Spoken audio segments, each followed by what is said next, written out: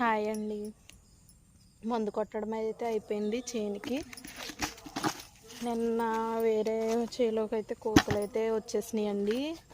కోతులు వచ్చేసి ఈ విధంగా గింజలు అయితే పాడు చేసేసినాయి. చేను మొత్తం తిరిగి ఈ విధంగా గింజలు అయితే ఏరుతున్నాం. వండకాయలు ఉంటాయి కదా, వాటి గుజ్జుని అయితే తినేసి గింజలు అయితే పడేస్తూ ఉంటాయి ఫ్రెండ్స్.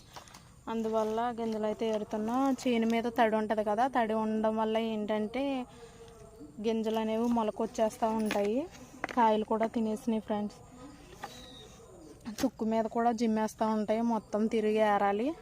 ఏరడం అంటే చాలా కష్టం, పని ఎక్కువసేపు టైం ఎక్కువ పట్టేస్తూ ఉంటుంది.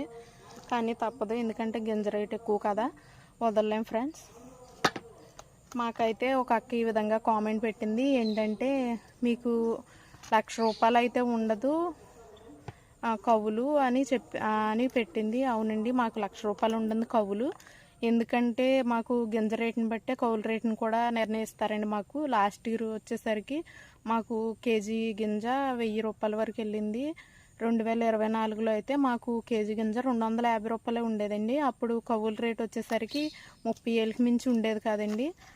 ఇప్పుడైతే మాకు ₹1,000 వెళ్ళిన తర్వాత కవులు ₹1,00,000 చేసేసారు.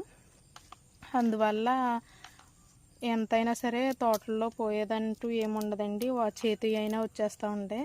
మామూలు వ్యవసాయం కంటే ఇది కొంతవరకు మెరుగే.